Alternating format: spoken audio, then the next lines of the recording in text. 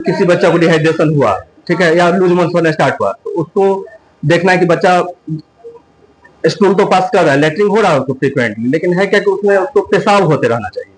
अगर पेशाब बंद होती है तुरंत डॉक्टर से संपर्क करना है। अगर 2 3 से 4 घंटा पेशाब नहीं हुआ और केवल लूज मोशन हो रहा है तो डॉक्टर से संपर्क करना चाहिए।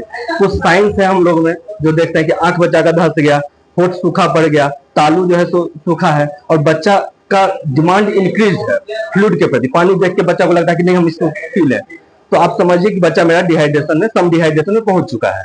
तो डॉक्टर से अगर अगर आपके पास में अगर कोई इस तरह की जानकारी देने वाले हैं तो ठीक है, वहां से आपको ORS, जिंक जो होता है ये सब आपको प्रिकॉशन मिल जाएगा। अगर नहीं है तो तुरंत डॉक्टर से संपर्क करना चाहिए कि सम को सीवियर में नहीं बदलने देना। मेरा नाम डॉक्टर चंदन कुमार पाठक है।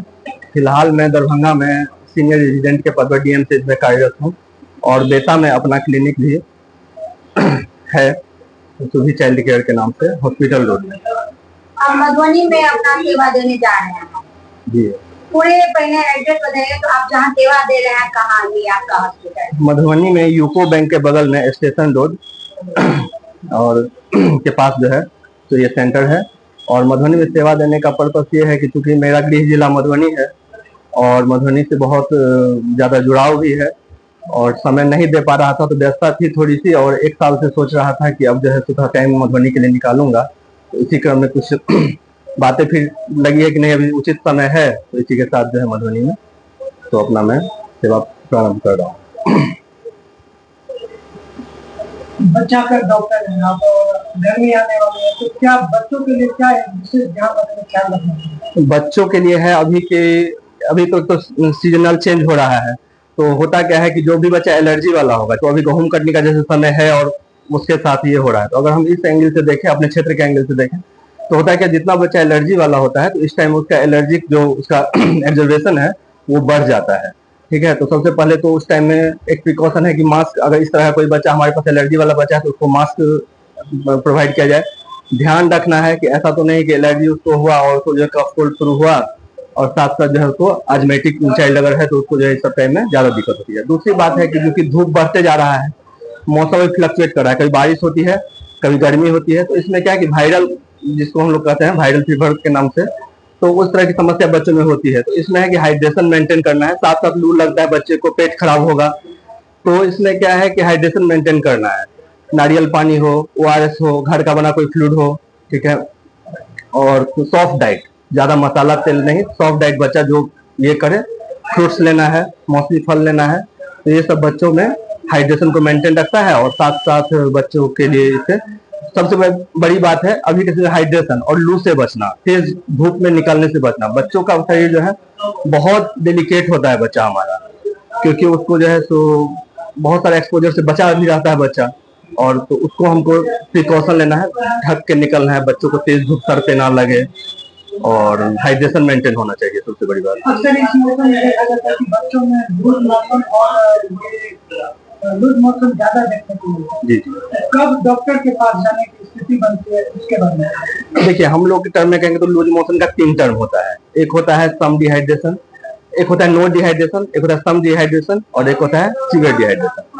तो ऐसे तो कहा जाता है कि अगर आप किसी बच्चा को डिहाइड्रेशन हुआ, ठीक है, या लूज मोशन स्टार्ट हुआ, तो उसको देखना है कि बच्चा स्टूल तो पास कर रहा है, लेटरिन हो रहा है उसको फ्रिक्वेंटली, लेकिन है क्या कि उसमें उसको पेशाब होते रहना चाहिए। अगर पेशाब बंद होती है तुरंत डॉक्टर से संपर्क करना है। अगर 2 3 से 4 घंटा पेशाब नहीं हुआ और केवल लूज मोशन हो रहा है तो डॉक्टर से संपर्क करना चाहिए। कुछ साइंस है हम लोग में जो देखते हैं कि आंख बच्चा का धंस गया, होठ सूखा पड़ गया, तालू जो है सूखा है, और बच्चा का डिमांड इंक्रीज है फ्लूइड के प्रति। पानी देख के बच्चा को लगता है कि नहीं हम इसको पी लें, तो आप समझिए कि बच्चा मेरा डिहाइड्रेशन में, सम डिहाइड्रेशन में पहुंच चुका है।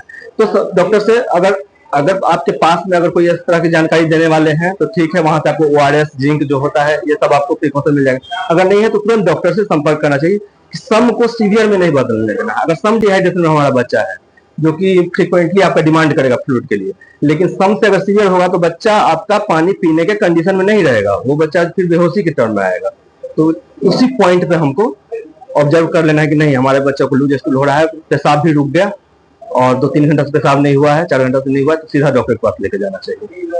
नवजात शिशु के लिए भी ये मौसम जो है ज्यादा डिफिकल्ट रहता है, कठिन है, तो इस मौसम में नवजात जो बच्चा जन्म लिया उनको कैसे रखा? देखिए मौसम है तो सबके लिए, एडल्ट के लिए भी उतना ही परेशान करता है, बच्चों के लिए भी करता है, नवजात के लिए भी करता है। जहां तक नवजात की बात है तो नवजात का सीधा संपर्क अपने माँ से होता है, और माँ का एक ही कर्तव्य है अपने नवजात के प्रति कि ब्रेस्ट फीडिंग, जिसको हम लोग एक्सक्लूसिव ब्रेस्ट फीडिंग कहते हैं। तो अगर वो फ्रीक्वेंटली ब्रेस्ट फीड कराती रहेगी, मान लीजिए बच्चा अगर नवजात में भी इस तरह की समस्या आती है, लूज मोशन हुआ, डिहाइड्रेशन हुआ, लेकिन उसको ब्रेस्ट फीडिंग नहीं होल्ड करना है, ब्रेस्ट फीडिंग देते रहना है। और ब्रेस्ट और मदर का अपना हाइड्रेशन, मदर स्ट्रेंथ ठीक रहेगी तभी बच्चे को केयर कर पाएगी। तो मदर अगर खुद ठीक रहे और नवजात को नवजात का फ्लूइड का भी रिक्वायरमेंट उसके ब्रेस्ट फीड से ही होता है, उसको अलग से उनको पानी देने की जरूरत नहीं पड़ती है।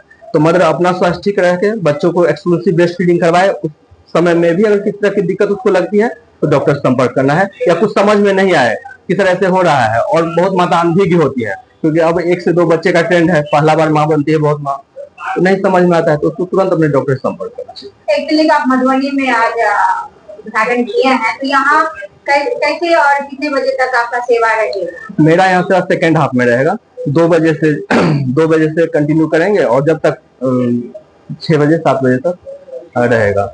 हर रोज सप्ताह में 7 बजे कह सकते हैं, इसको मैनेज करेंगे, समय को मैनेज करेंगे, क्योंकि वहां भी देखना है यहाँ भी देखना है।